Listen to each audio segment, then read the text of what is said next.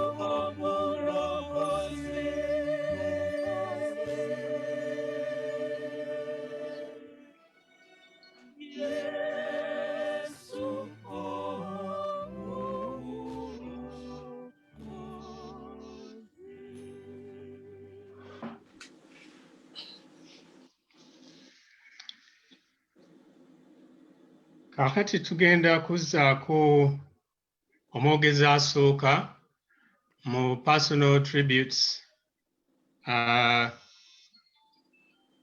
Tujja kutandika ne omwami Sempala. Mwami Sempala agenda okwogerera Kigozi's family. Mwami Sempala. Owekitiibwa. Wangi. Mbadde nsaba okutegeeza abantu tuli bangi capacity yaffe ejjudde naye ntandise okustreaminga olumbe luno ku Facebook ya Okusinza mu Luganda.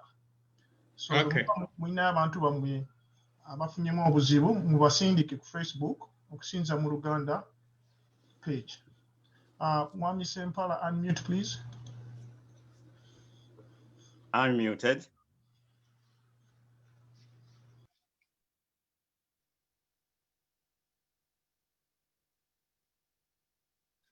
Ekyo nkikoze. Sebo yongera. Okay, sebo. Webale nnyo mwami Kafeero. Bannaffe mwenna abeetabye mu kusaba kuno okwerekerako munnaffe mukwano waffe muganda waffe ffenna gwe tubadde tumanyi James Kizito sorry James Kigozi, mwebale nnyo okujja, mwebale nnyo okugumya bonna abafamile mu kiseera kino ekitaliiko bigambo ekyokunnyogoga obunyogozi. Nze William Sempala njogera ku ludda lw'ennyumba yonna eyambuga e Kampala, e Kapeeka, nakuno mu London. Naye ate kisoboka busobosi kwerabira namwandu waffe Esther ne mulekwa Lydia Nabaggala. Mukama abagumye abawe ekiwummula eky'oku nsi kuno n'oluvannyuma ekiwummula eky'omu ggulu.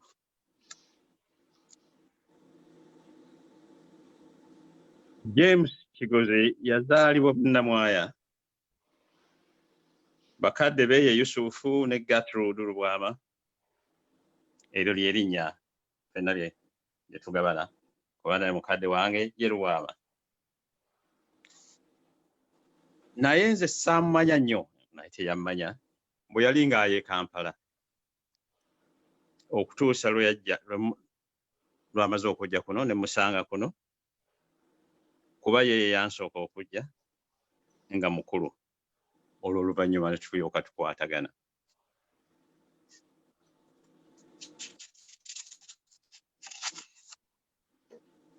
Kuba yali mu London, kuba mu London yali aluddemu era abasinga nga bamuyita veterani wa Southwark, essaza lye tusulamu.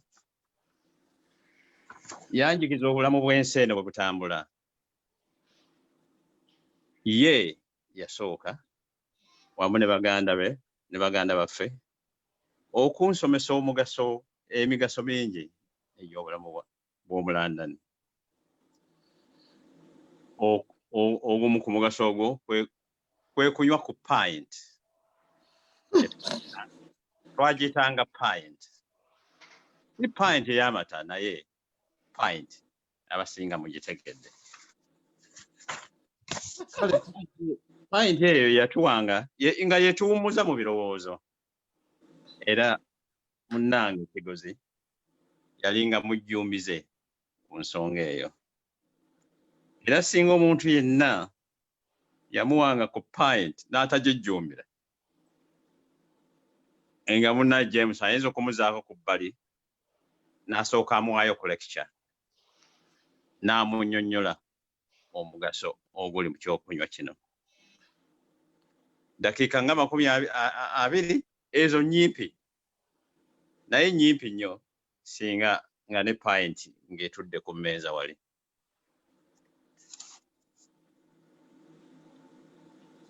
Kale obulamu bwa James yabutwalanga nga bwangu era yakuŋŋaanya ab'emikwano bangi, abamanyi bangi nnyo nga bwe tulabye ku mikutu gino egya Zoom. Kyokka olw'embeera y'ensi nga bw'eyimiridde nga tekisoboka busobosi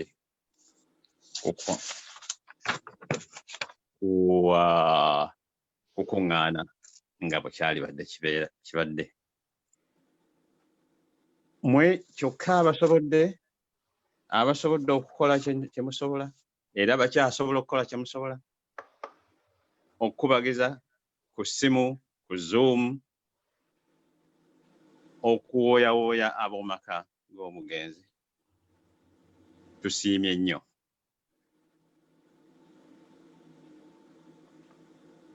Nga bwe ŋŋambye ku ntandikwa nti akacco kano ke tulimu si ka bigambo. Tewali bigambo biyinza kujjuza eddibu lye tulimu, naye ka birowoozo. Kale bannange musigale mu birowoozo, buli omu ajjukire kyajjukira nga tujjukira munnaffe.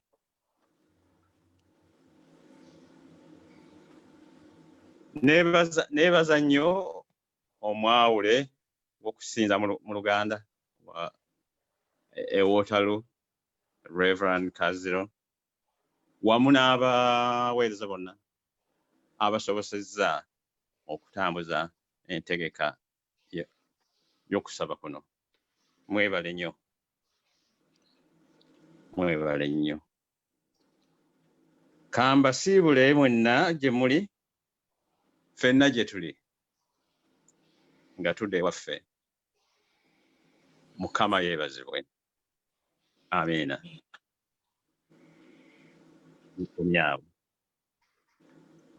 Amiina nnyo. Yeah. Mwami Sempala, webale ddala ebigambo ebyo. Kakati nsaba okuzzaako agenda kukiikirira sayidi z'abako Oweekitiibwa Estera Muyinda, omubaka wa Ssaabasajja e Canada.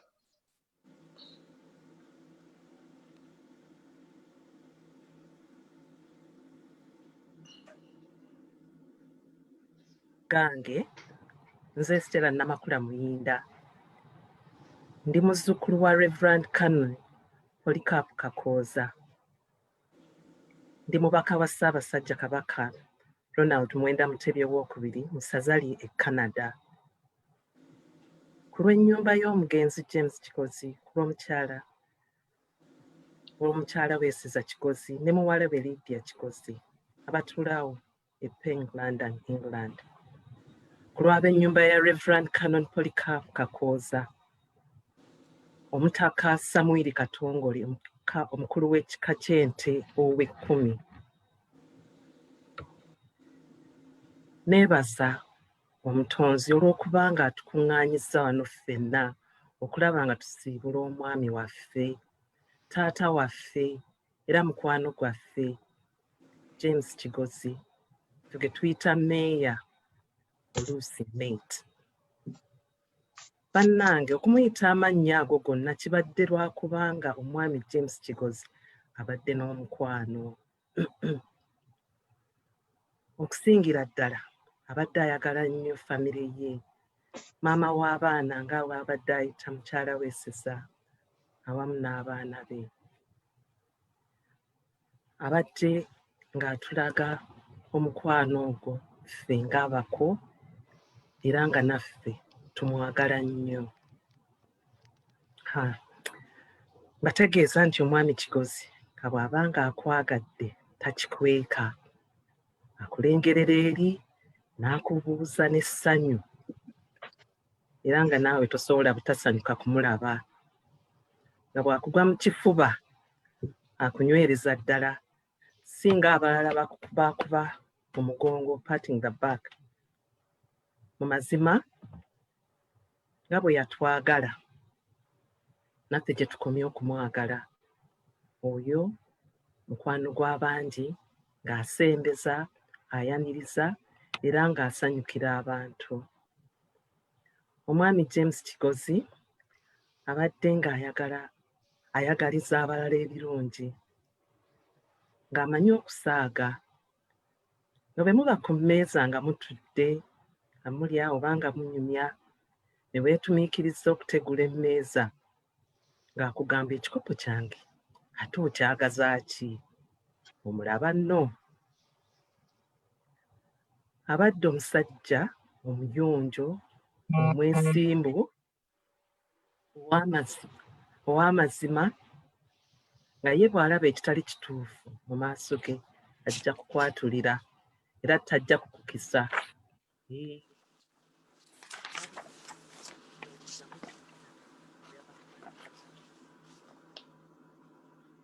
Adde ayagala ekika kye eky'Effumbe, Obuganda, ensi ye Buganda, n'okusingira ddala Kabaka we Ssaabasajja Kabaka Ronald Mwenda Mutebi II.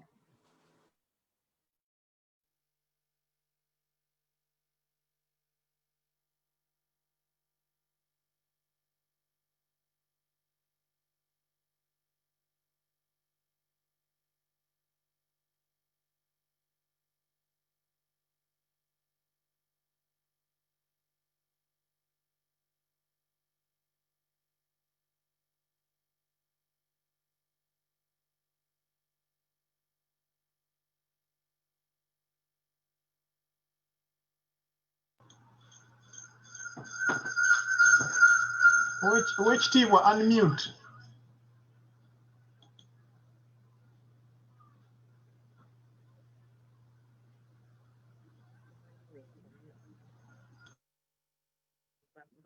Basomedde ebbaluwa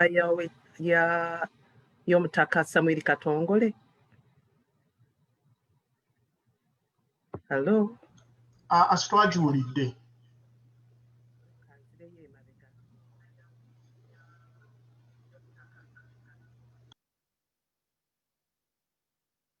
Neebaza Omutonzi olw'okuba nga atukuŋŋaanyizza wano ku lw'ennyumba y'omugenzi James Kigozi, ku lw'omukyala Weesiza Kigozi ne muwala we Lydia Kigozi abatuula wano e Peng, London, England, ku lw'eb'ennyumba ya Reverend Canon Polycarp Kakooza, Omutaka Samuel Katongole, omukulu w'ekika ky'ente ow'Ekkumi. Neebaza Omutonzi olw'okuba nga atukuŋŋaanyizza wano ffenna okulaba nga tusiibula omwami waffe, taata waffe era mukwano gwaffe James Kigozi, ffe gwe tuyita meeya oluusi. Bannange okumuyita amannya ago gonna kibadde lwakubanga omwami James Kigozi abadde n'omukwano, okusingira ddala abadde ayagala nnyo famire ye, maama w'abaana nga bw'abadde ayita mukyala we Eseza awamu n'abaana be. Abadde ng'atulaga omukwano ogwo ffe ng'abako era nga naffe tumwagala nnyo. Mategeeza nti omwami Kigozi nga bw'abanga akwagadde takikweka, akulengerera eri n'akubuuza n'essanyu era nga naawe tosobola butasanyuka kumulaba. Nga bw'akugwa mu kifuba akunywereza ddala, singa abalala abakukubakuba mu mugongo, patting the back, nga mu mazima nga bwe yatwagala naffe gye tukomye okumwagala. Oyo omukwano gw'abangi ng'asembeza, ayaniriza era ng'asanyukira abantu. Omwami James Kigozi abadde ayagaliza abalala ebirungi, ng'amanyi okusaaga, nga bwe muba ku mmeeza nga mutudde mulya oba munyumya, ne weetumiikiriza okutegula emmeeza ng'akugamba ekikopo kyange ate okyagaza ki? Omulaba nno. Abadde omusajja omuyonjo, omwesimbu, ow'amazima, nga ye bw'alaba ekitali kituufu mu maaso ge ajja kukwatulira era tajja kukukisa. Ye awo abamu ndowooza mujjukira be yabakwatangamu. Abadde ayagala ekika kye eky'Effumbe, Obuganda, ensi ye Buganda, n'okusingira ddala kabaka we Ssaabasajja Kabaka Ronald Mwenda Mutebi II. Buno obubaka buvudde ew'Omutaka Samuel Katongole, omukulu w'ekika ky'Ente ow'Ekkumi, bubusoma buti: twafunye ensisi y'amaanyi okufuna amawulire ag'okufa kw'omwami James Kigozi. Nsaba mutuuse okusaasira kwange eri muwala wange Eseza n'omuzzukulu Lydia. Tufiiriddwa nnyo. Omugenzi abadde omuntu ow'eddembe era omwesimbu. Twebaza Omutonzi atuwadde ebbanga lino lyonna nga tutambula naye. Omugenzi atulekedde eddibu ddene. Naye katugume era tugumye Eseza ne Lydia. Tubakwasa Omutonzi abawambaatire era abanyiga ebiwundu. Bagume. Omutonzi omugenzi amuwa ekiwumulo eky'emirembe. Omugenzi abadde ayagala nnyo abaana era nga agunjula. Abadde godparent, uncle, taata, adopted father figure and role model for many youth, a friend. It is interesting to note that most people shy away from expressing their love. However, Omugenzi James Kigozi loved deeply and showed that he cared. For those who experienced his love, there was no doubt in one's mind that he loved you, and there was no measure for that love. And one of the lessons he leaves for us is to show those you care for that you love them. He was observant and he listened and heard you, but did not judge you. He was a man of great stature, a gentleman, loving, warm, welcoming, caring, a kind person whom on many occasions made us feel safe. We had someone to go to talk to.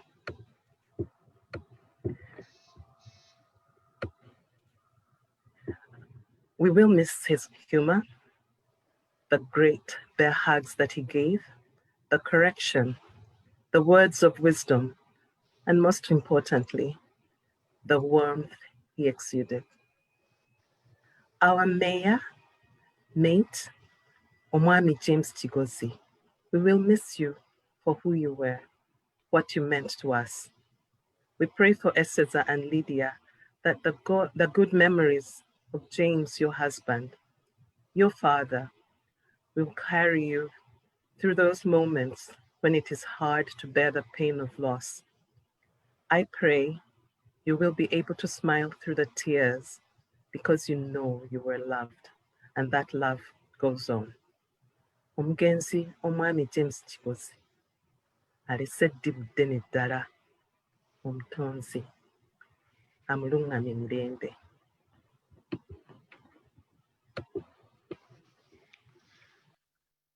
Twayanziza obubaka obwo Oweekitiibwa Esther Muyinda akiikiriddeyo abako. Kati tugenda kuzzaako Mwami Henry Mutumba okuva United Arab Emirates, Dubai, nga ono agenda kwogera ku ludda ab'emikwano gya Mwami James Kigozi. Webale nnyo ssebo Oweekitiibwa Lutaaya. Amannya agange nze Henry Mutumba, ndi mutabani wa Margaret Mutumba ne Mikaya Mutumba abeebase e Bunnamwaya. Abaana, kaŋŋamba abaana baffe bansabye okuwa tribute ya taata mu Luzungu, nange ne nzikiriza.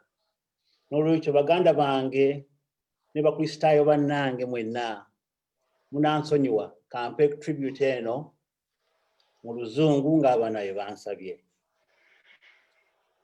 Dear family and friends, it is with profound sadness the loss of such a gentleman, a brother, a cousin, an uncle, a father, and husband. I convey my condolences from the Mutumba family and the wider family of his in Bamonzi. James's passing is really a reminder to all of us that we need to live each day knowing that God loves us and that he wants us to follow his gospel values of sharing and loving our brothers and sisters as James Kigozi did. For me, Kigozi, I can classify him as a friend, and I'm really proud that he called me a friend, but Kigozi is like my big brother. Kigozi, our family home and his is about maybe less than 500 years. And I knew his mom and dad, and he knew my dad because Kigozi left Uganda when he was a very young man. I met Kigozi in 1988, in the summer of 1988. I went to a party, which I can admit I get crushed. And I met this bearded guy who called me out. Oh, your face looks familiar. So I told him where I come from. And then we talked about our village, Bunnamwaya, for our parents. And he became to me more of a big brother than a friend. So our relationship grew up from there. And our children shared each other. They were playing together. He was advising us, especially we, the young generation, about relationships, friends, children, finances, everything. Kigozi will advise you about it. In those days, we used to hang out at an Irish pub in Bamonzi.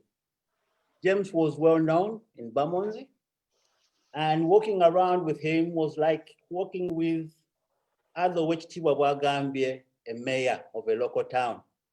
Everybody will be around waving at you. Hello, hello, hello, all the Irish guys around Bamonzi. I shouldn't forget, we used to have another hangout around Kingsland in Dowston. And he used to give me a nickname called Skipper, because I used to drive him around to all these drinking places, you know. So James had a driving license, but he never wanted to drive.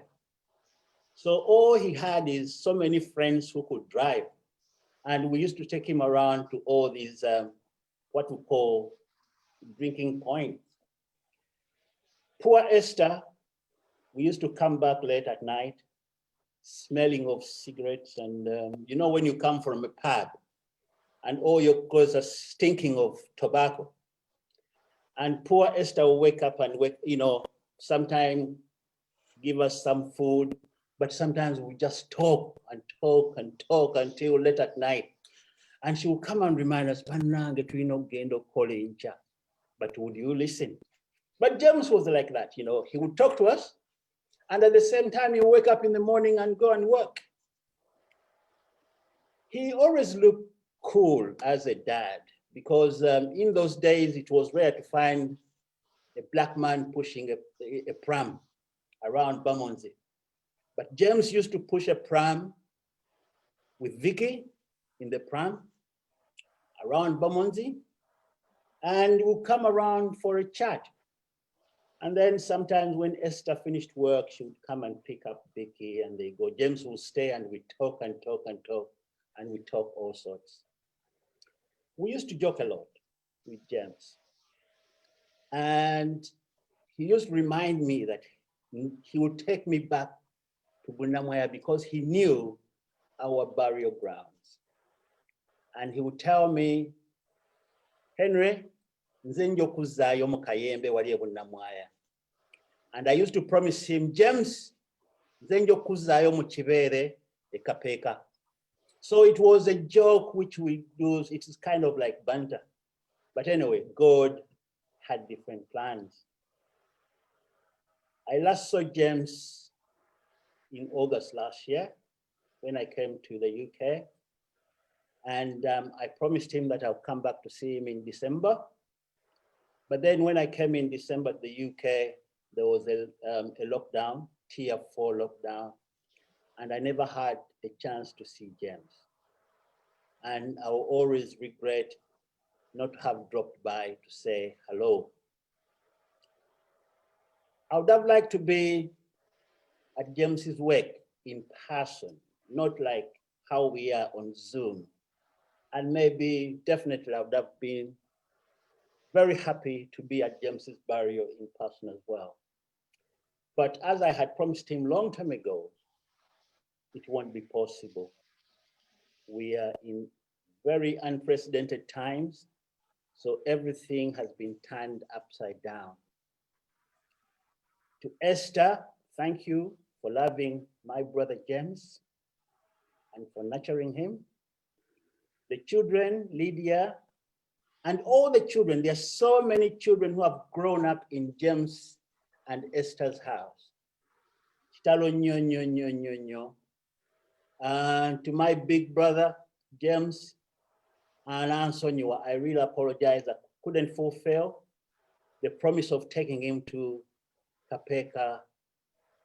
And I do promise that maybe definitely one day we shall meet again. I know James is with the angels now. James mukama mukulembere atulese unsi eno eri upside down. We don't know what is going to happen. But I want to leave him with one Bible verse. It comes from Corinthians 1, chapter 15, verse 58. It goes, so my dear brothers and sisters, stand strong. Don't let anything change you. Always give yourselves full to the work of the Lord. You know that your work in the Lord is never wasted. James's house has been serving the Lord for so many years, and we need, and I think God will reward him and his family for serving the Lord. May God bless you all. kitalo nnyo baganda bange. Mukama ababeere. Bye-bye. Twebaziza Mwami Mutumba obubaka obwo. Mukyala Aida alinayo obubaka naye butono. Mukyala Aida. Yes, sir. Serunjoki.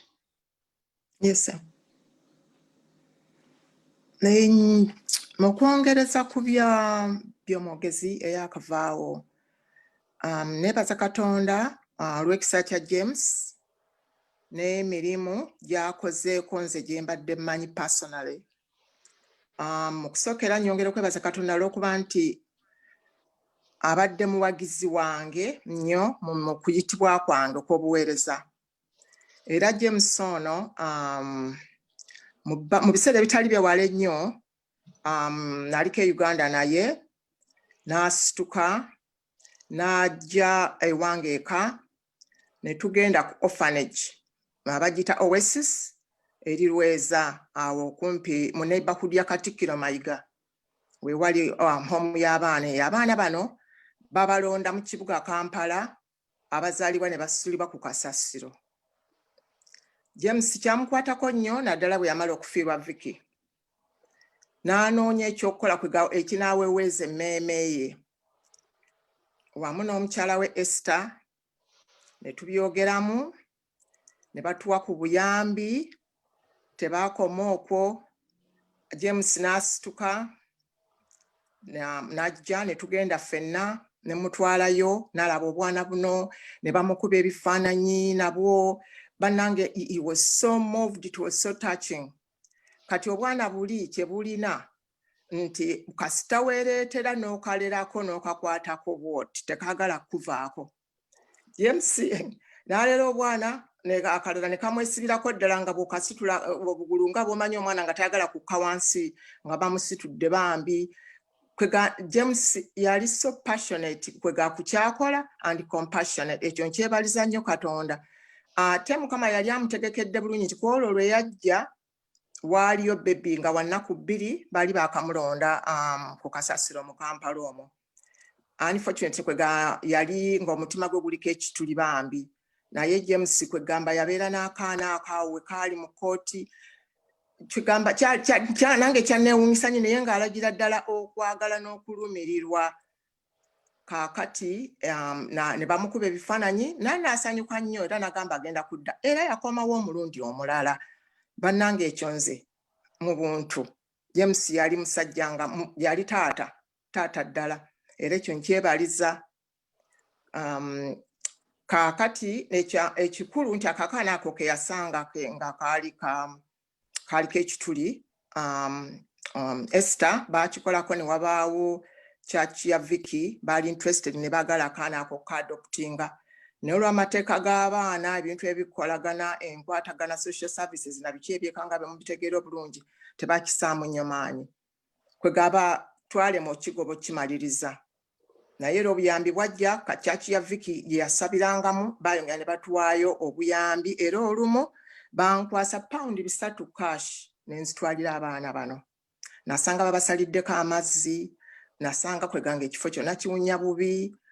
Ne tusasula amazzi ne tugamalayo ne bagula ebyokulya. Kyali kirungi nnyo. Naye ate kati bwe nagenze okuddayo omulundi ogusembyeyo pre-COVID nasanze akaana ako ate kennyini ate nga baakaadoptinga nga waliwo eyakatwala. Kwegamba eri abantu wadde bakusudde kasasiro naye ng'ate ozaaliddwa n'omukisa. Waliyo abaana abamaze mu orphanage emyaka nga 7 oba emeka naye kano ko nga buli akatunulako aba ne feva yake era bakatuma ka feva. Naye kwega James bambi kirungi nnyo okulaba nti naye omuntu eyamumuvinga bonna bamumuvinga ye yali bonna abaagala naye ng'oyo yennyini yasinga okwa-attractinga his attention. Kaakati ate yafuna permanent family. Ekyo Mukama tukimwebaliza. Bingi byemanyi ku James naye kati kyo ye example gye njagadde okubawa nti abantu tubalabira awo oli ayinza okulaba nga takusuubirizaamu kintu naye ate ng'oli kirala nnyo munda muli. Kuba bw'owulira bwe yakomangawo eka ng'anywedde taaba awunya tanywedde naye obanga ali mu bifo ebyo awunya taaba ye akapayinti ke kamunoze oyinza okuza nti talina na budde bulowooza ku banaku ng'abo. naye mwana wattu Katonda yeewuunyisa yabulina. Kama feebazibe ku lw'obulamu bwa James. Weebale nnyo mukwano gwa Yesu, mukyala Aida Sserunjogi. Obubaka bulungi nnyo obwo. Kaakati tugenda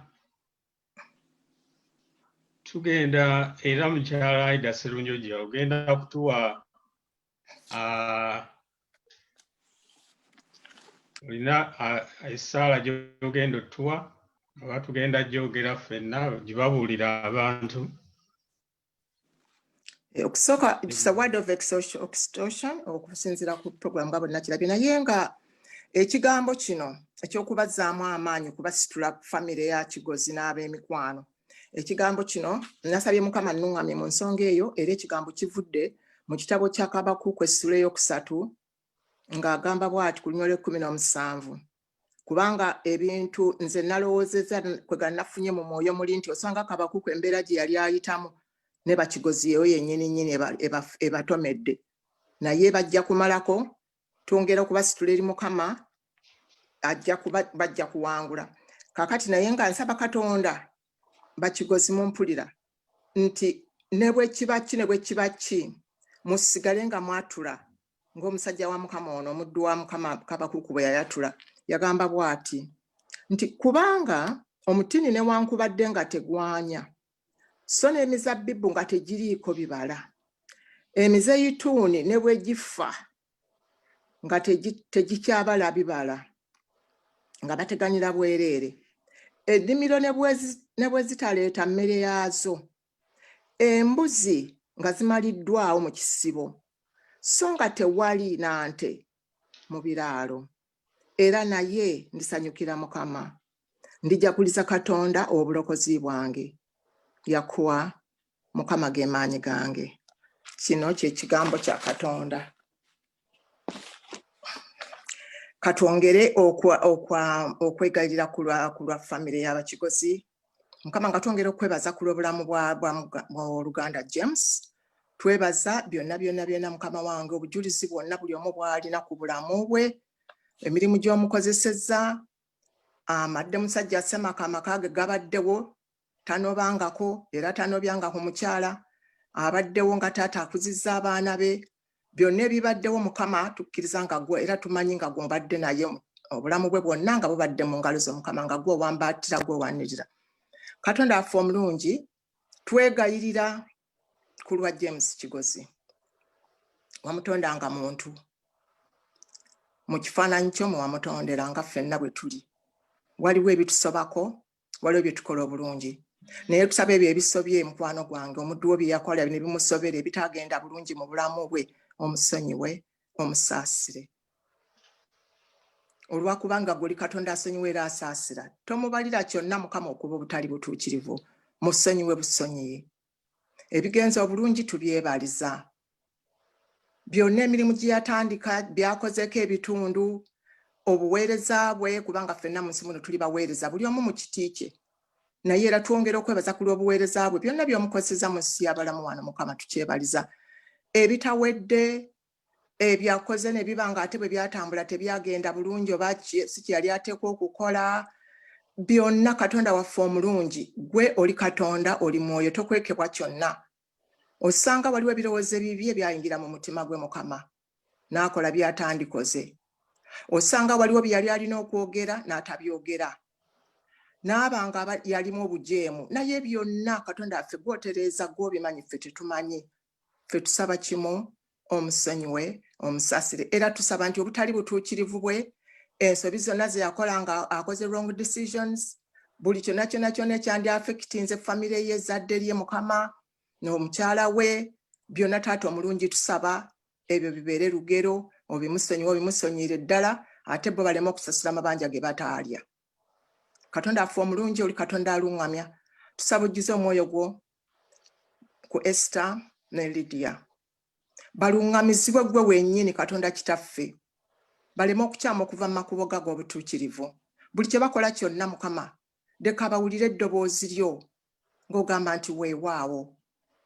Tetulina nnyo kirala kyakwogera kubanga ye James takyadda gye tuli ffe tulina okugenda gy'ali naye Katonda affe byonna obimanyi oteeketeeke Mukama ekyo nga bw'asuubiza nti mu nnyumba ya kitaawo mulimu ebisenge bingi bwe wamuteekerateekera tusaba abiyingiremu waleme okubaawo kyonna ekimudayivaatinga okuyingira we wamutegekera okubeera era Mukama Katonda wange ne Esther ne Lydia nga bakyatambula olugendo lw'obulamu tukwegayirira gwe yayanjuluza ekire ku baana ba Isirayiri nga batambula mu ddungu omusana ne gutabookya ate n'ekiro ne bateekerawo empagi ey'omuliro okubafuukira ekitangaala taata mukwano ddamu oyanjuluza ekiro ekyo ku bulamu bwabwe olugendo lwe balina luwanvu lulimu omusana mungi pereketya w'omusana lulimu ebizikiza bingi olugendo lw'obulamu si lwangu naye tukwegayirira oddeyo oyakize ekitangaala kyekyo ekiro baleme okutambulira mu nzikiza y'ensi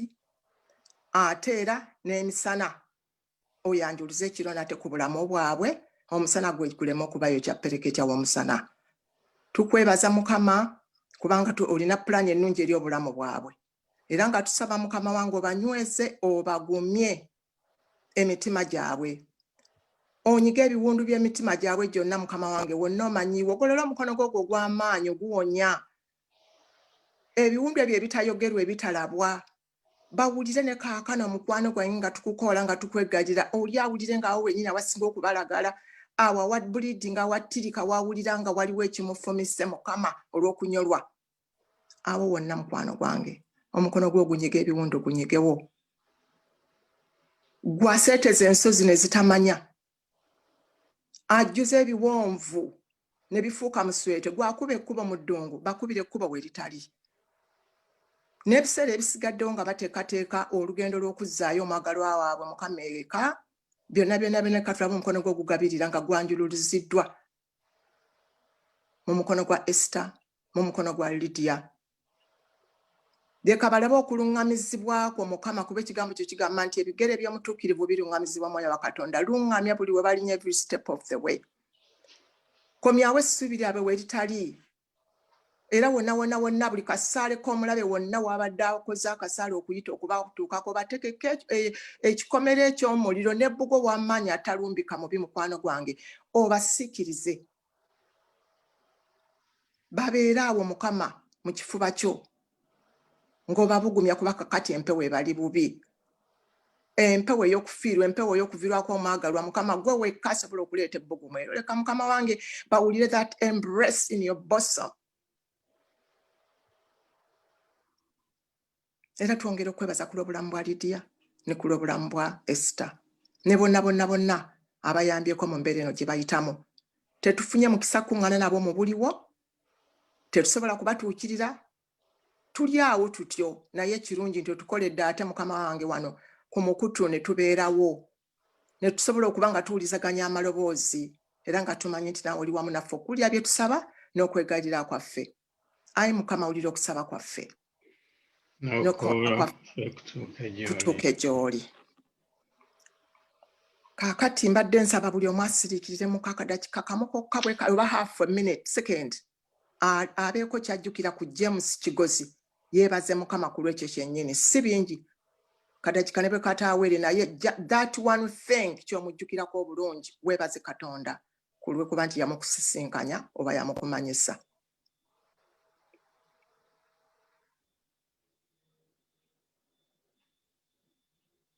ayi Mukama tukwebaza okuba ne bye tutasabye ne bye tutayogedde ne bye tutalowoozezza byonna bw'olaba nga tubyetaaga mu kiseera kino obitukoledde era nga tukkiriza nti byonna bigenda kutambula bulungi James addizibwewo ku butaka n'abasigaddewo basigale Mukama wange nga ffenna tuliko obukuumi bwo era tukwebaza kubanga naffe ffennyini muffe mulimu abalwadde waliwo abatasobola nakuba nti bali ku mukutu guno ng'ate bandibaddeko naye byonna obimanyi naye nga bw'oli Katonda bw'oli Mwoyo ffe tukkiriza nti buli omu ojja kumutuukako buli omu omukola ekimusaanidde awali obunafu otekewo amaanyi awali obutasobola otekewo obusobozi awali kyonna ekiremesezza buli muntu okuba nti akuŋŋaanye ku mukutu guno byonna obitereeze bwe tutyo bye tusabye mu linnya lya Yesu Kristo Mukama waffe amiina.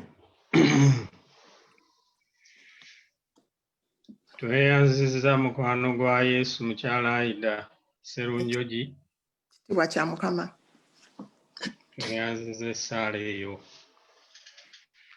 Nga mukyala Sserunjogi bw'agambye, entegeka ekolebwa okuzzaayo Mwami James Kigozi e Buganda. Mwami Mutumba yabagambye Kapeeka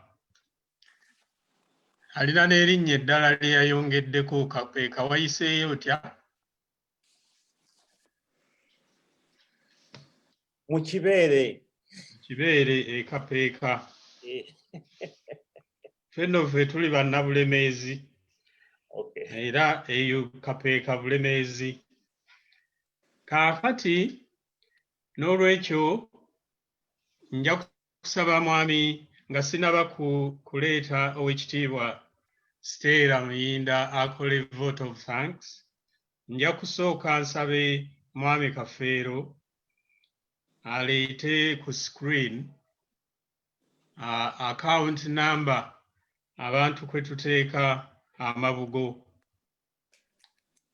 Account eyo gitulageeko mwami Kafeero. Eyanziza nnyo nga sinagisaako mbadde nsaba olukusa abali mu lumbe luno mbasaba olukusa munzikirize ngenda ku recordinga session eno mba temufaayo ngenda kutandika ogirecordinga. Natandise dda naye nga neerabidde obbasaba olukusa munansonyiwa. Bakkiriza.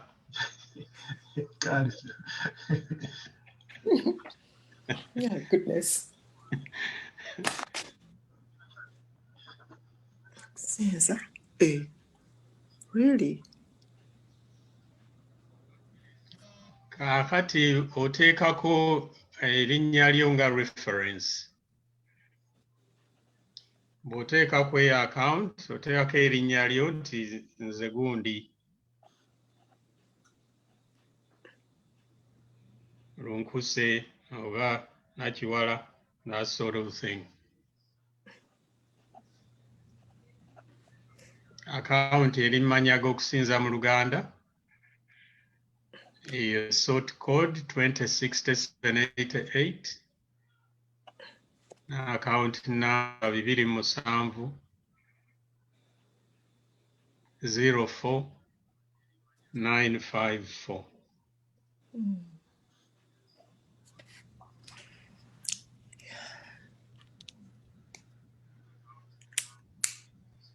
Mazo ogiwandiika?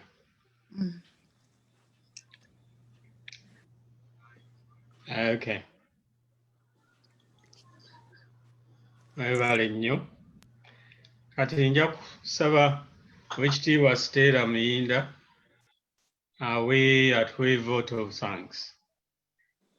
Nga tugenda okumaliriza part 1. Tulinayo part 2 egy'okutandika after that.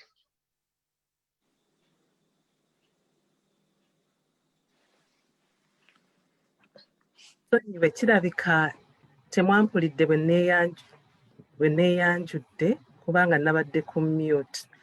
Amannya gange nze Stella Namakula Muyinda, ndi muzzukulu wa Reverend Canon Polycarp Kakooza era ndi mubaka wa Ssaabasajja Kabaka Ronald Muwenda Mutebi ow'okubiri mu ssaza ly'e Canada.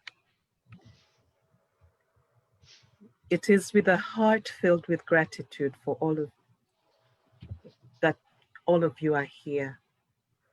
And for those of you who are attending via Facebook, we express thanks. On behalf of Ennyumba y'Omugenzi James Kigozi, I would like to thank you all, each and every one present, coming from Uganda, all parts of England, Australia, Canada, United States of America, for the support you have shown the family. We thank you for the tremendous love you have shown and shared with the family. I can assure you that it is not taken for granted. You are very much appreciated. We extend our thanks to Omubaka wa Ssaabasajja Kabaka, Ronald Muwenda Mutebi ow'okubiri mu Bungereza ne Ireland, Oweekitiibwa Ronald Frederick Luyinda Retire, religious leaders, the congregation at Ekkanisa y'Okusinza mu Luganda in London, Waterloo, friends and relatives. We thank you all for your support. In addition, we extend our thanks to the doctors and nurses and all healthcare professionals who cared for our beloved Mwami, James Kigozi. In gratitude, we stand, thanking God for the many treasured moments we had, the many memories we have stored, and the hope we have of meeting again. Ab'ennyumba y'omugenzi James Kigozi, awamu n'ab'ennyumba y'omugenzi Polycarp Kakooza, batuusa okwebaza kwabwe eri omubaka wa Ssaabasajja Kabaka Ronald Mwenda Mutebi II mu Bungereza ne Ireland, Oweekitiibwa Ronald Frederick Luyinda Retire, bannamadiini, Ekkanisa y'Okusinza mu Luganda e London, Waterloo, n'olukiiko lw'omubaka wa Ssaabasajja Kabaka e Bungereza ne Ireland, Oweekitiibwa Ronald Retire, olw'okutegeka olumbe olw'omugenzi James Kigozi. Neera twebaza abooluganda, abako n'ab'emikwano, awamu n'abasawo abaalabirira omugenzi. Mwebale nnyo, mwebalire ddala. Bannange mwenna tubeebaza nnyo nnyini okubanga muli naffe mu kiseera kino ekizibu.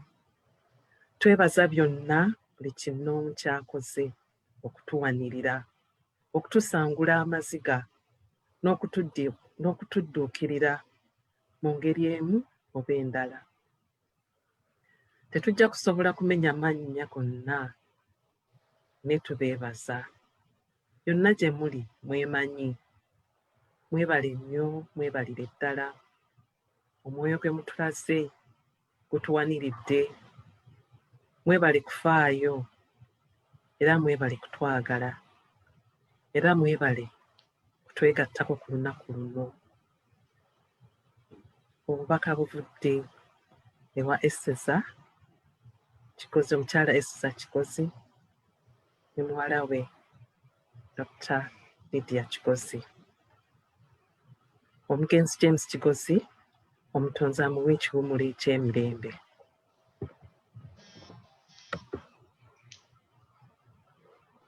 Amiina. Tweyanziza obubaka obwo Oweekitiibwa Esther Mwenda. Kaakati paati yaffe esoose awo bwetyo awo weekomye, era twebaza mwenna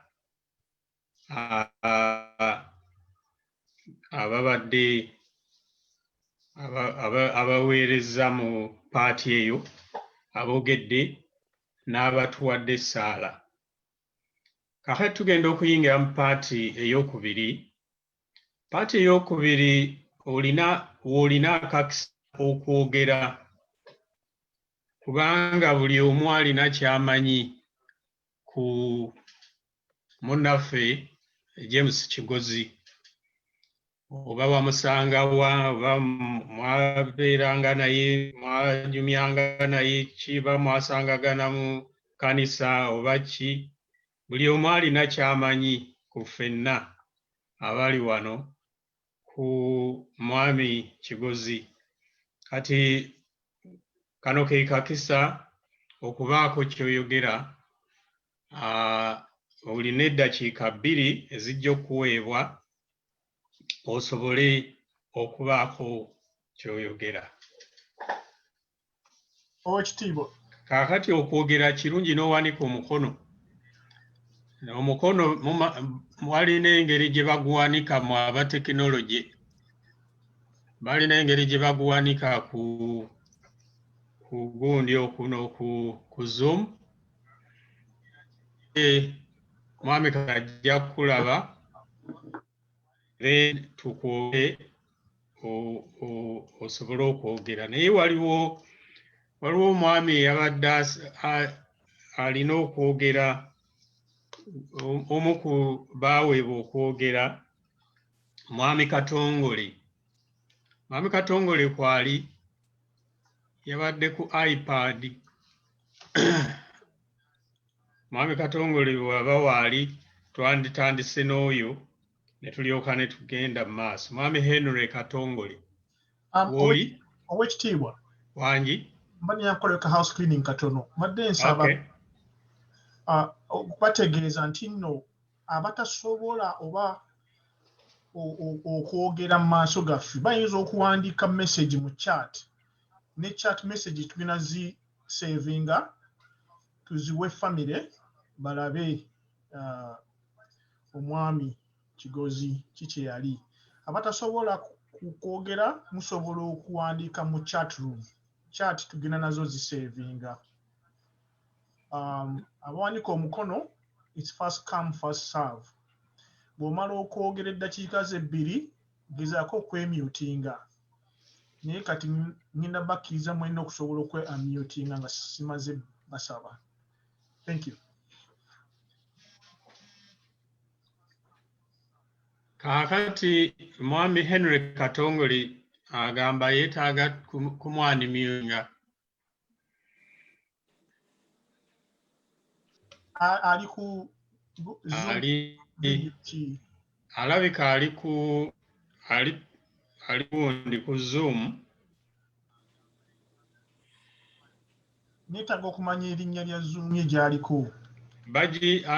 Yakozesa iPad.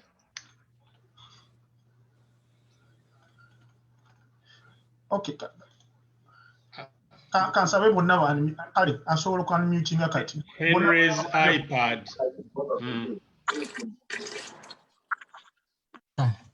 Say something.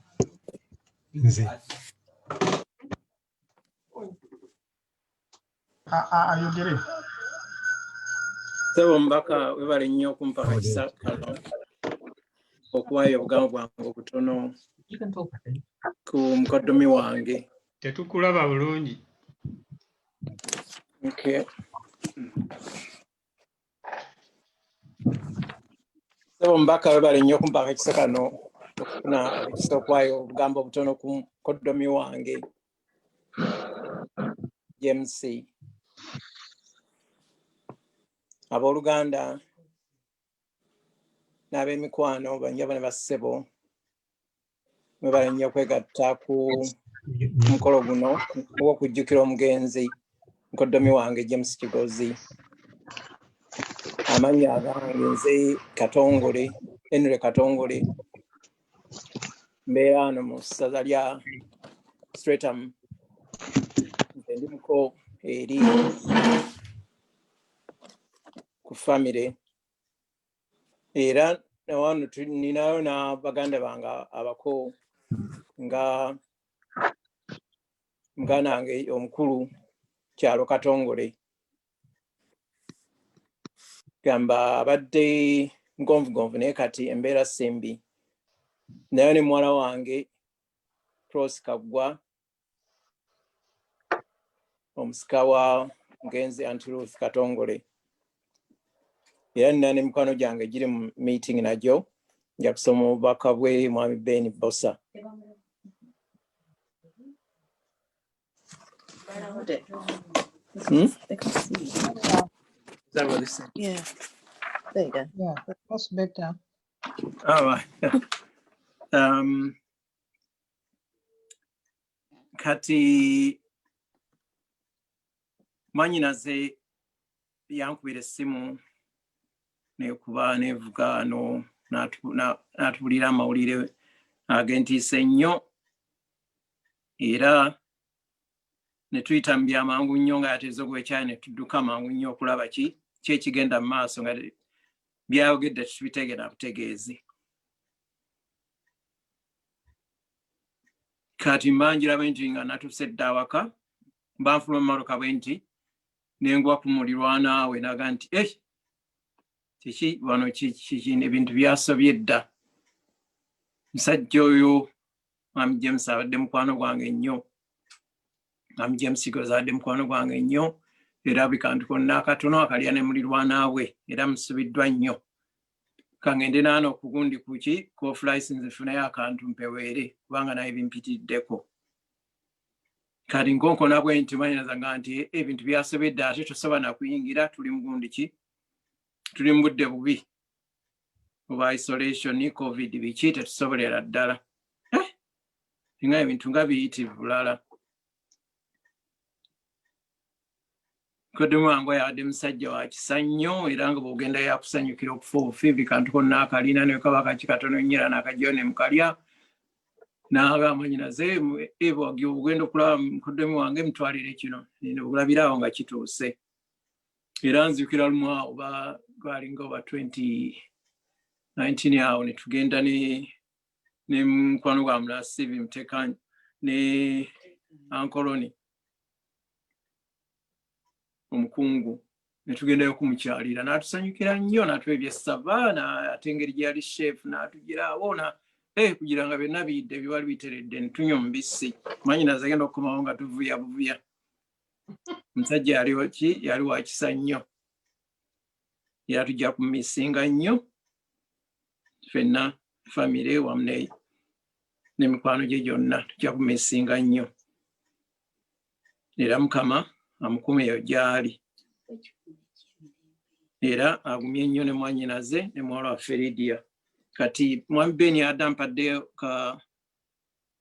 akasaala ngezaako kanoonyaano nkabasomere Mwami Ben Bosa yali mukwano gwe nnyo naye Zabbuli 46 verse 1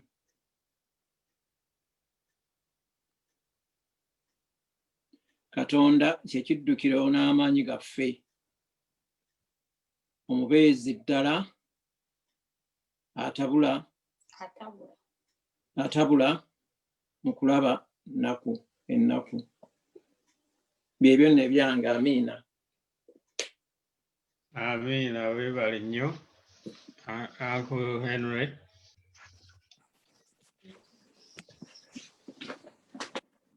obubaka obwo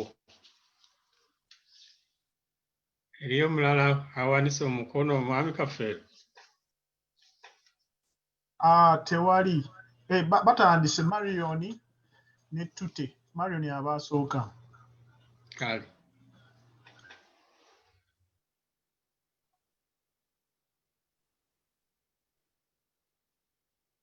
Marion unmute Mute. Okay.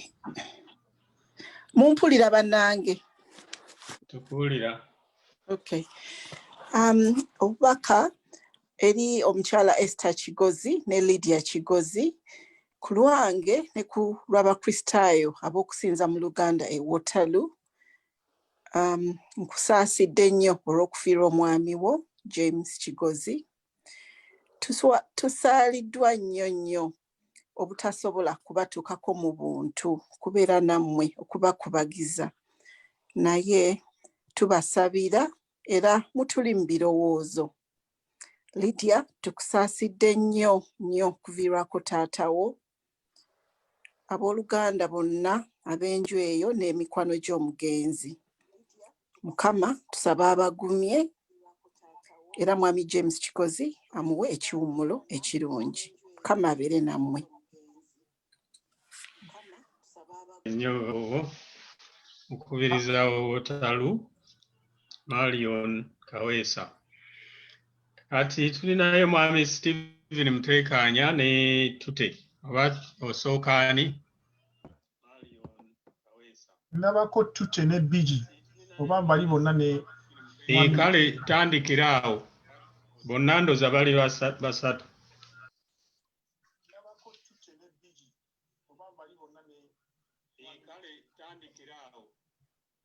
Hello. Hello, Tute. Hello, everyone. My name is Noel James Retute. Most of you know me as Tute. I was Uncle James's godson, well, one of them. And I'd just like to say a few words about Uncle.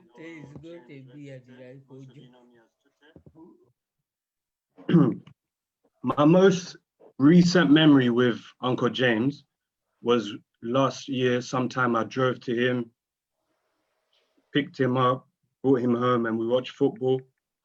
Uncle really loved Chelsea. I'm an Arsenal supporter, and at the time Chelsea were beating us, so Uncle was teasing me. And that's the kind of relationship I had with Uncle. We would joke, tease each other.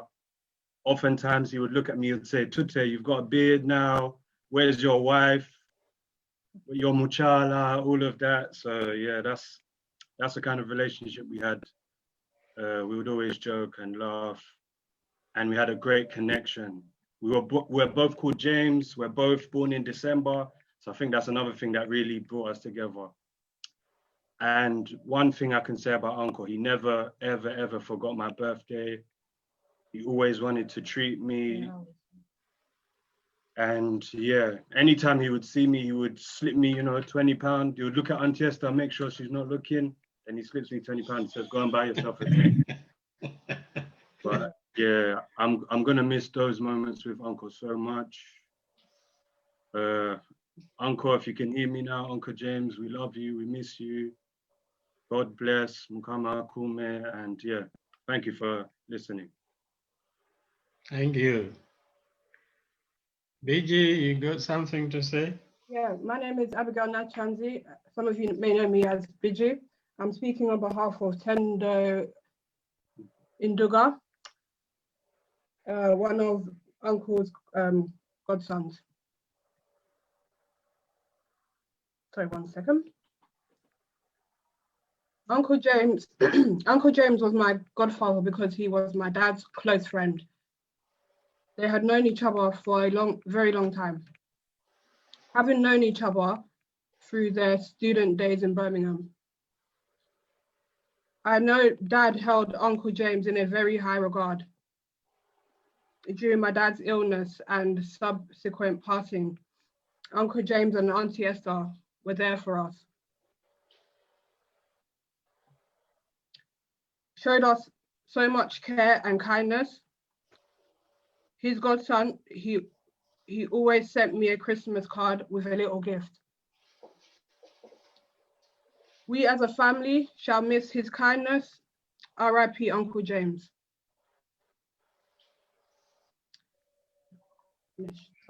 Thank you. Thanks, BG.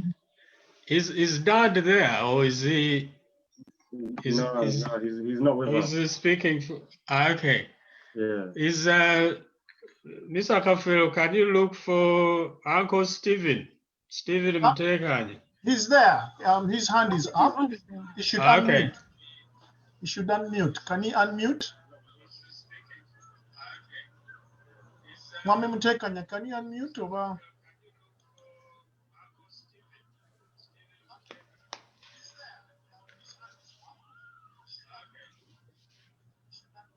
Can you unmute? We'll come back to him. Omchala Naomi, his hand is up.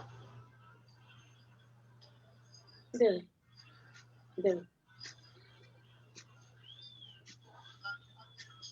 Hello? Hello? Sebo.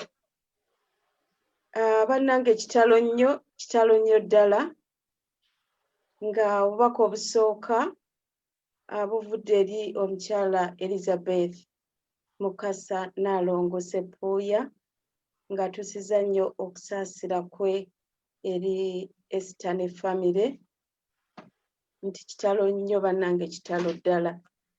Obubaka obwokubiri ne buva eri ffe nze ne Mwami John Senteza nti kitalo nnyo bannange okuviibwako omwagalwa waffe. Mwami Senteza akubagiza nnyo Mwami Katongole olw'okuviibwako omukoddomi we. Banne Mukama tumusaba byonna ebinaddirira abikulembere era omugenzi amuwa ekiwummulo eky'emirembe ne famire agikumeekume. Nze ku lwange nasisinkana omugenzi mabega nnyo kubanga nasomesa Lydia Kampala Parents, kale Esther ne James nga baali bazadde bange be bamu ku bazadde abasooka era nga yafaayo nnyo mu kusoma kw'abaana abo. Kale tusaba Mukama amuwe ekiwummulo ekyemirembe era ne Lydia amukuume ne Aunt Esther naye amuwambaatire mu mikono gye ng'enkoko bwewambaatira obwana bwayo. Bye byange. Webale nnyo mukyala Harriet, mwami Senteza. Okay.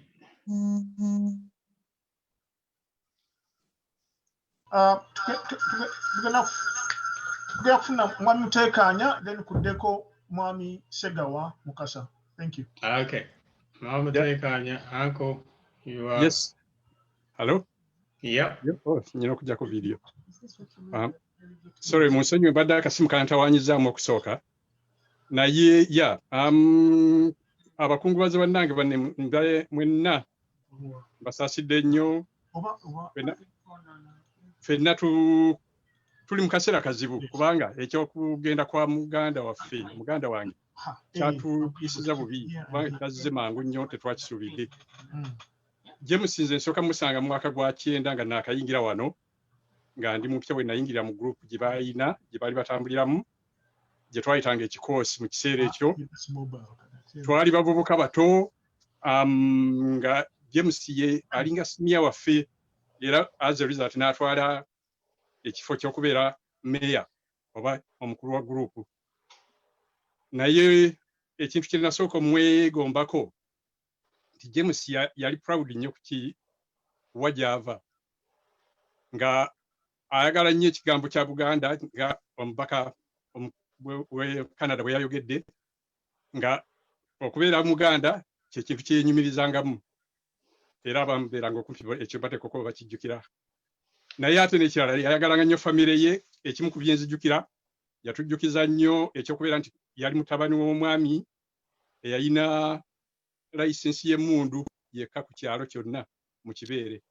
So okubeera omutabani w'omwami alina emmundu nga bwe muyinza okuteebereza Uganda kyali kintu kya muwendo. Ekyo ekimu ku bintu byenzijjukira. Naye ngeno ku nsonga ze tugambye nti nali mwegomba okuba nti yali yenyumiriza kuwa gy'ava. Ekyo ekimu ku bintu binasooka omuyigirako.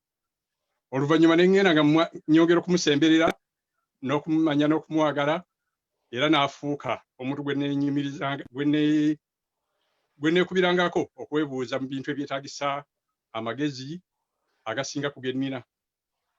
Then oluvannyuma myaka gy'ekyenda mu makati gaagyo nga tubatiza abaana najja n'abeera omujulizi omuyima w'abaana bange bombi era n'awa n'omutabani erinnya erya James Lwetutte erinnya yali muwa. Then tweyongeddeyo mu maaso tutambudde naye mu bintu bingi nga bye siyinza kumalayo mu kaseera katono akaliwo. Naye kyenyinza okumalirako kusabira Esther, Lydia n'abooluganda abalala bonna Mukama ayongere okubagumya n'okubalungamya mu ntambula zonna ez'obulamu obugenda okuddako n'okusabira muganda waffe James Mukama muwe ekiwummulo eky'emirembe okutuusa lwe tulisinkana. Byebyo byange. Tweyanza abubaka obwo. Mwami Segawa. Tugende ku Mwami Segawa. Daudi.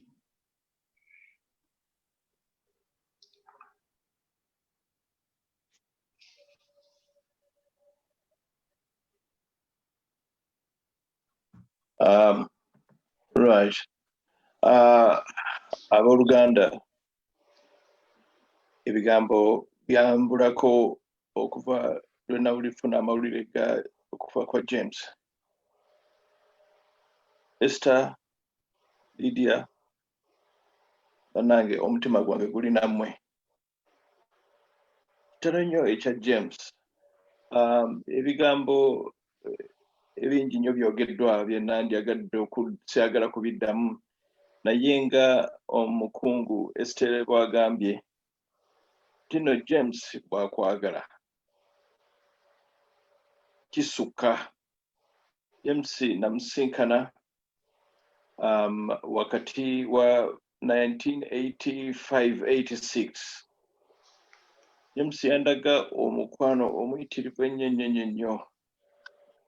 Bwe nagendanga e London Bridge nateranga genda wa mugenzi Agre Mulira kubanga bali balirwana naye waliwo olunaku olumu twali kalindo zangeri ya get together kabage wa agre naye ng'ate nga ndaba ate abantu waliwo we bagenda next door nali simanyi James wabeera namusanga ne ŋŋenda nange abantu gye balaga James yali atudde mu ddiiro lye ne mwaniriza bulungi nnyo naye nga abeera mu maka ge bw'olowooza nti naye mugenyi yalina eggonjebwa ery'okwegamba ebigambo bya James tebigwawo. James yanjagala so much nti ne bwabanga ampa hug tiyabairanga hug eno eya bulijjo n'ohaginga bw'oti naye omutwe nga aguntomeza ku kifuba bw'ati nga bw'atyo bwambuuza ekintu ekyo nga kimuvinga nnyo nnyo nnyo nnyo nnyo. Naliweza emyaka 26 sigenda kugyerabira James n'apulaninga birthday yange treat eyo era bwe tutyo bwe twatambulanga mu ekikozi kyaffe nga bwe bagambye twagenda Walthamstow ewa Mwami Mukasa kati yaddeyo e Uganda bamuyita Daniel Mukasa ne bategeka birthday yange ey'emyaka 25 naye ebiseera ebyo bagamba James twalinanga routine yaffe buli Lwakutaano nga tubeera London Bridge ewa mikwano gy'eba Irish fena era ye yali governor wali ng'asinga ne governor ekitiibwa era baagobanga abantu ne bagamba last orders abali ne James batugamba not you are staying, you and James you are staying ne balyoka batuggalira munda ne tuvaamu ssaawa ze twagadde. Then Saturday yabeeranga Dalston ng'era James bw'agambye wali Mutumba Mwami Mutumba bw'agambye nti kale omukwano gwa James teguzikaawo nsaasira nnyo nnyo nnyo nnyo Esther kubanga babadde mwami n'omukyala naye nga ba mukwano omukwano gubeera waka nga muyitirivu. Sigenda kwerabira 1982 January nga 4 Naggawa lwe yazaalibwa omuntu eyasooka okujja Kigozi ne bajja ne Vic nga muto nange bwe nalwala nga ndi mu Guy's Hospital nabanga ndi awo nga James ne Vicky kale kugamba tufiiriddwa omuntu omunene nnyo community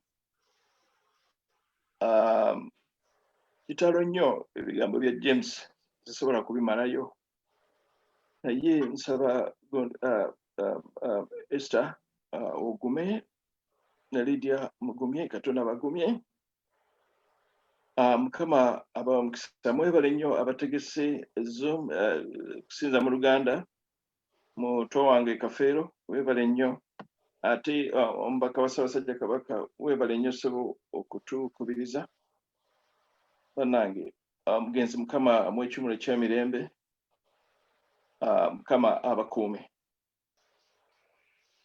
Tweyanziza Mwami Nsegawa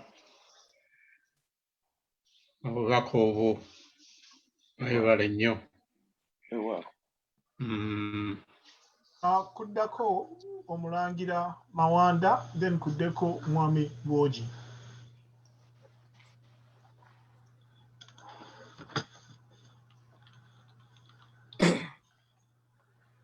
Basibo ne bannyabo njagala okutwala omukisa guno okwebaza abategese olumbe luno tusaasira nnyo Mama Esther ne Lydia olw'okufiirwa taata. Tumanye ekiseera kizibu nnyo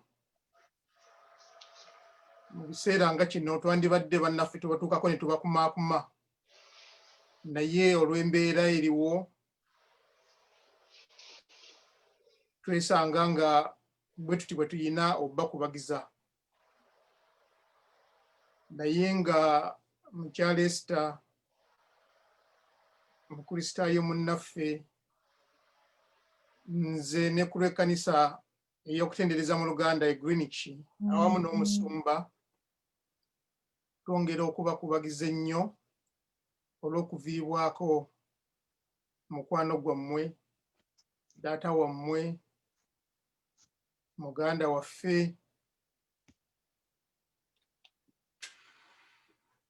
awo omusumba yabadde amanyi nti anaasobola okubeera mu saaviisi eno naye ng'atuuseeko ku saaviisi ng'ejjudde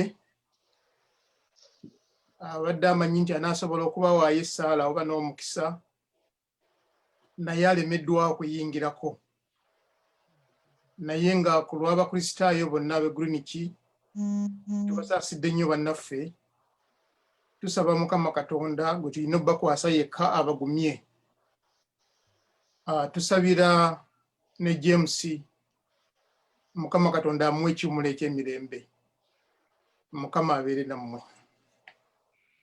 Abeere naawe. Mulangira tweyazza obubaka. Mwami Bwogi. Bannange mwenna abali ku mukutu guno nga sinaba kugenda wala nnyo mukyala Esther Lydia bannange egamba n'ebigambo ebyokwogera binnemye n'okunnema kubanga bwe nzijukira bwe twabanga ne Kigozi ye muntu bw'omanya nti senga obaako ekizibu kyonna yasooka Kigozi nga teyeekaanya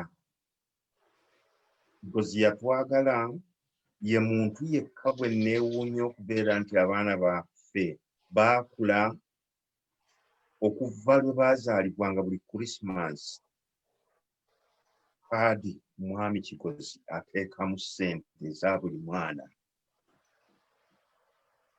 Bw'otunuulira omuntu ng'oyo muzibu nnyo wa kusanga. Buli lwe nakubiranga Kigozi oba ye bwe yankubiranga essimu buli kaseera nga tuba mu kuseka kubanga yalina omuntu ng'ayagala akaboozi. Ebyokwogera ebirala eyo yonna gye twatambulanga mu bitanda ebyawa era ebyo buli omu akyogedde naye twakyakala era nsaba Mukama Mwami Kigozi gy'amutwala asigale nga era musanyufu nga ffe ffenna bwe twamumanya. Esther ne Lydia kanziremu ekintu kino. Mpulira bubi nnyo okubeera nti ndi wano ndi ku vidiyo ng'ate mmwe buli bwe twafiirwanga wano Esther ne Kigozi nga mmwe musookawo naye muli tuwulira bubi okubeera nti obulwadde buno butusazeewo ne tukola ekintu kino ekitali kyaffe Baganda. Naye katusabe busabe Mukama nti tulifuna ekiseera ne tukuŋŋaana ffenna wamu ne tuserebuleetinga obulamu bwa muganda waffe. Mukama amuwe ekiwummulo eky'emirembe. Amiina. Mwami Patrick ne Barbara Bwogi. Oweekitiibwa. Wangi. Nze mbuuza time house cleaning era tulinayo budde kyalinayo obudde oba tusabeyo emikono emirala abasinga abadde biraliikirira budde. Tugenda kumala mu ddakiika ndowooza nga 6. Tukyalinayo emikono emirala ng'esatu gikirizibwa. Okay. Kale basambe. Kale tulinayo Nava Kafeero then kuddeko omukyala Mwanje.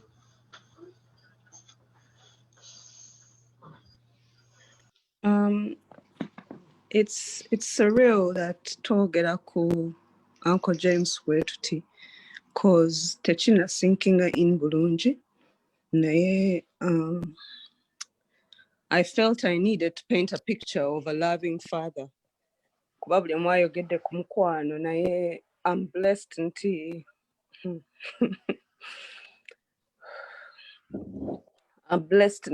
nafuna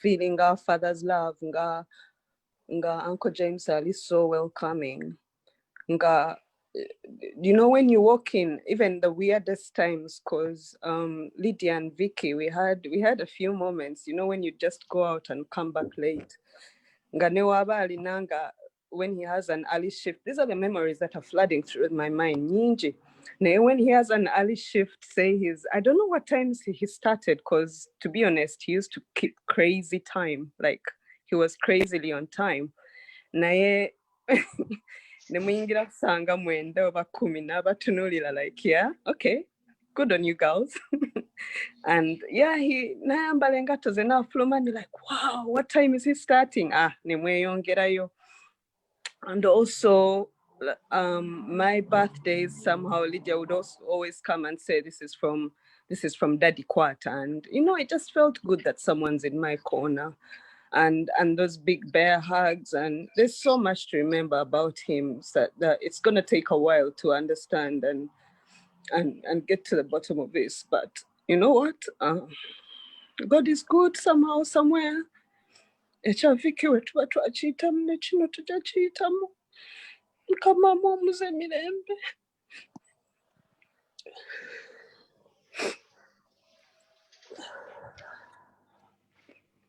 Kala Irene webale nnyo obubaka obwo.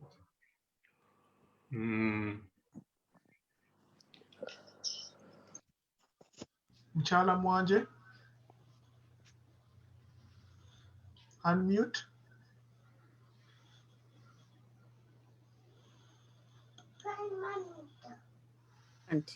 Okay. Nze mukyala Alice Mwanje ku lw'ennyumba yaffe ne mwami wange Roy Mwanje tutuusa okusaasira kwaffe eri Aunty Esther ne Lydia olw'okuviirwako taata ne Esther olw'okuviirwako mukwano gwe ennyo. Mwami Kigozi n'omukyala babadde ba mukwano nnyo mu nju eyaffe era buli kibaawo babeerawo. Ebyogeddwa bingi ku mwami Kigozi naye ffe kye twasinga okumulabako nti yayagala nnyo ekika kye eky'effumbe.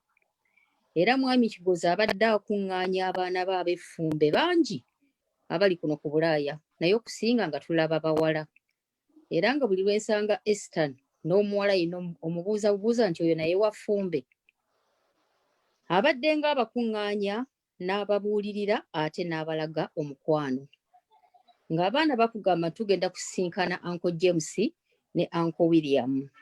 Uncle William abaana babakulekedde. Esther abaana b'effumbe babakulekedde.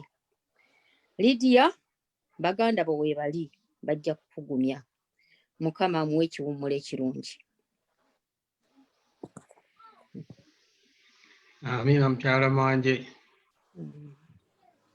Kuddako omukyala Rachel.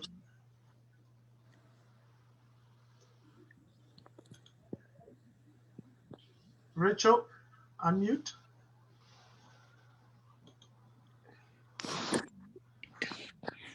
Thank you so much for the opportunity. There's so many things I remember about Uncle James, but I'll just tell you people two, I think the two memories that stand out for me that I would never forget. So as the previous speaker just said, Uncle James yenyumirizanga nnyo mu kika kye eky'effumbe. And I remember the first time that I met Uncle James, Lydia n'amwanjulira nti ono mukwano gwange Rachel. Uncle James n'agamba no, her name is not Rachel, erinnya lye ono omwana alina kuba omwana ow'effumbe, erinnya lye ye Nalubwama. I'm not a Muganda by tribe, but ever since then, to him and to a few, people around me, erinnya libadde Nalubwama. Era nga buli bwandaba Nalubwama ozze weebale kujja. He was welcoming, he was loving, and newankubadde nti ffe twabanga bato tuli bato naye nga atumaking okufeelinga comfortable around him, noba nga ti abantu abamu abakulu sometimes olw'ekitiibwa ky'oba oyina towards that person twesanga nga tulinamu n'okutya, but tetwabanga na kutya towards Uncle James. It was respect, naye nga tetulina kutya nti oba anaatukambuulira or anything like that. And the second thing that I would never forget about Uncle James, I remember mbiseera ebyo nga Vicky ali mulwadde, and I spent a night at the Kigozi household, and very early in the morning the following day, Uncle James nanzukusa, I think, Nalubwama, jangu, come downstairs, breakfast is ready. Ngafumbye breakfast, ngatadde everything on the table, asetinze bulungi buli kimu, full English breakfast. I was surprised. Nali sikirabangako muntu gwendabanga taata gwempita a father to make breakfast for me. I had never seen anything like that. So netumaliriza okulya, and nengamba kanzijewo ebintu ebyozi, nagamba no Nalubwama, no, don't worry, I'll take the plates, I'll wash the dishes, as though what the previous, him making me breakfast wasn't shocking enough. Now ayagala ate to wash the plates after me and wash the kwegamba, it was overwhelming. I had never seen anything like that, and that's stood out. He was quite a gentleman. He loved, and he loved truly from the heart, and he will always be missed. Auntie Esther and Lydia, Mukama abagumye tweyongera obbasabira. Indeed, as Irene said, Mukama yatuyisa mu kya Vicky, ne kino tujja kukiyitamu. We love you, and we're always here. Rest in peace. Nina Nalubwama weebale nnyo obubaka obwo. Mukyala Nampigga oba nkyogedde bulungi. Bannange kitalo nnyo ekya taata waffe Mwami James Kigozi. Mawulire mazibu nnyo, nze n'ennyumba yange n'abaana twali tetusobola kikkiriza. Kitalo nnyo. Maama wange Esther Kigozi ne muganda wange Lydia nabaggala, Mukama yekka yajja okubayisa mu kino, yekka teri mulala. Naye munywere, mwesibe munywere, si kyangu. N'omwami waffe Andrew ajja kubeera wamu nammwe ng'abagumya. Mwami Kigozi mujjukirako ebintu bingi nnyo, nga buli lwe tujja eka nze owa Guinness nga sibulwa, ogera okulaba ng'akuleetedde, era waliwo ebiseera nga Vicky akyaliwo, nga bwe wataba Guinness obalaba boogera akaama, ogera okulaba nga Vicky agenda ng'alinnya kamaaso ke, ogenda okulaba akomyewo ne Guinness. Mwami Kigozi yatulabirira nga takulesa mmere mu nnyumba, takulesa kyakunywa. Musajja yali mugabi nnyo, ng'ayagala abantu, musanyusa, muntu w'abantu, ne museka ng'agenda n'agamba maama wange nti mu kibeere ewaffe ewasinga eka abagabo okunyirira. Ne tukaayanira ekyo, ne tuddako ekyo ne tukaayana. Naye nga ebintu ebyatusesa nga bingi, buli kaseera ng'aleetayo ekintu eky'okubasesa. Nze nagendanga n'abaana nga bakajja kuno bato, naye nga ngenda okudda eka, ngenda okulaba bandaga ssente. Dadi atuwadde ssente, ng'alina engeri gy'abawa ssente nga tetulaba. Naye nga yali ayagala abaana, abadde ayagala abantu abakulu, abadde mugabi. Mukama waffe amuwummuze n'emirembe, tujja kumumisinga nnyo, naye Mukama gumya maama wange ne muganda wange Lydia n'omwami waffe Andrew obakwateko bagumye kitaffe Mukama waffe omuwe ekiwummulo ekirungi. Yole nnyo mukyala Valentine. Oweekitiibwa tumazeeyo. Mwami ono yasembayo ndowooza ononsonyiwa tuyiseemuko. It's okay. Omwami Vincent Mukiibi. Okay. Mwami oba mukyala? Ndaba wano Vincent Mukiibi abamu anti bakozesa ID z'abaami baabwe. Mwami Mukiibi sebo. Sebo katumuyite mwami ku mulundi guno. Bannange kitalo nnyo, kitalo ky'amaanyi ekya mwami Kigozi. Nze mwami Kigozi ndowooza mulabyeko emirundi si mingi. Naye Aunty Esther ne Dr. Lydia abo mikwano gyange nnyo. Era Aunty Esther mmanyidde emyaka mingi ndowooza bukyanga nzijja kuno. Y'omu ku bakyala be nasooka okusisinkana wano nga namusange wa Aunty Rosa asiba enviiri wali Streatham and ne musanga nga mukyala mulungi ng'alina omukwano. Naye mwami Kigozi naye nga ntera okumulaba ebbalirirwe. Naye kenjagala okugamba nti Aunty Esther ne mukwano Lydia tubasaasidde nnyo.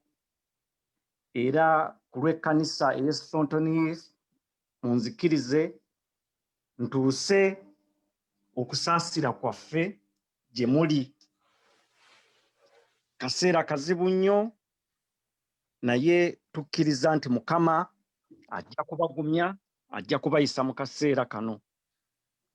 Mukama abawe omukisa.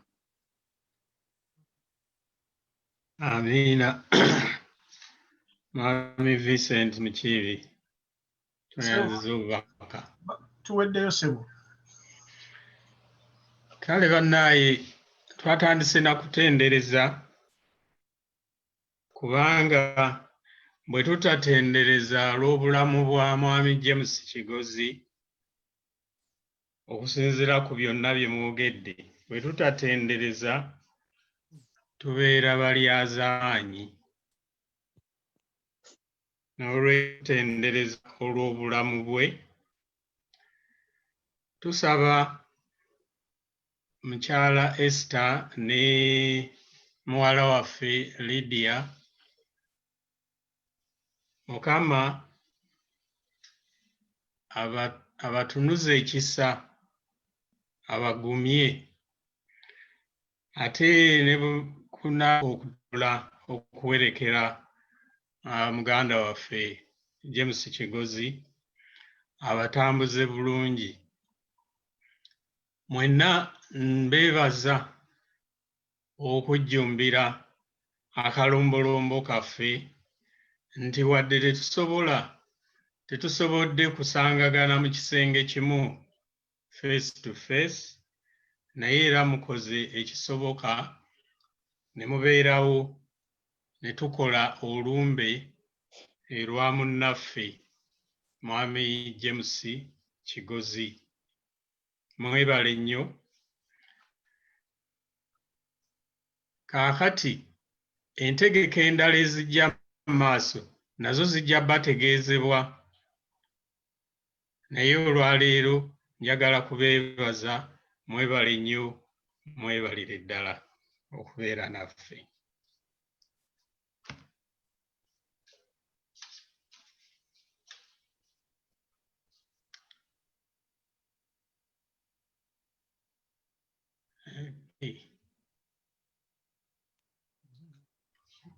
Obaddeyo kyoyagala okwogera mwami Kafeero?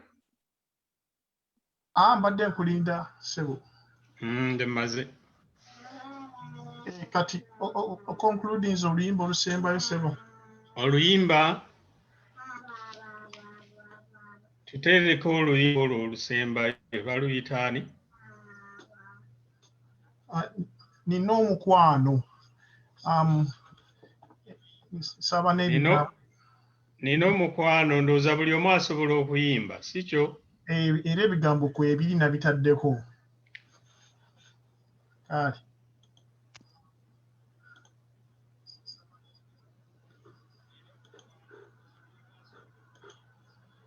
Wabitadde.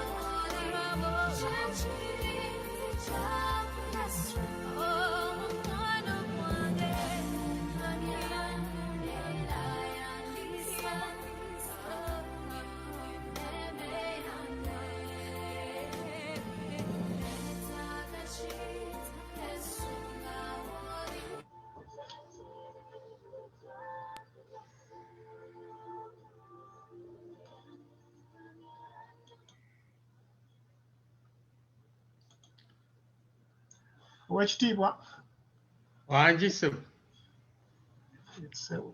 tweyanziza kati akagamba katusiibula. Bannaye njagala n'okwebaza ababadde mu yingini ya tekinologi. Mwebale nnyo, mwebalire ddala. Njagala okwebaza Oweekitiibwa Stella Muyinda ne ttiimu yonna evudde e Canada, ne abantu bonna abavudde e Dubai abakubiddwa Mwami Henry Mutumba, abavudde e Uganda, nengedde ne ku mukyala Luyombya, ndowooza ali Uganda. Mwebale bannange kujja kusiibula munnaffe, wadde eno y'engeri gye tusobodde okumusiibula.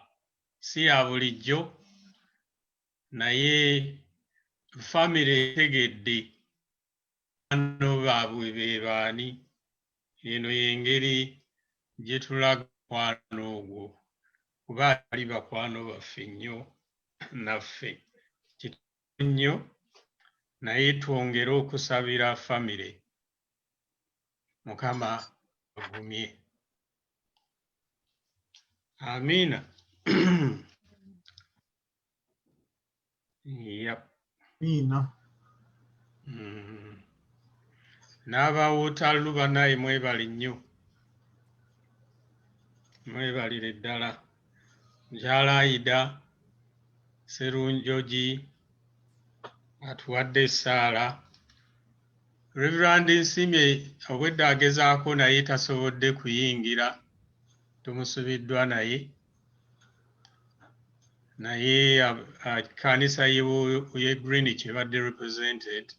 Mulangira Juko abaddewo n'omukyala, ate n'ab'e St Jude nabo badde represented, Mwami Vincent Mukiibi. Mwebale nnyo bannaaye, mwebalire ddala, temujjanga okwo.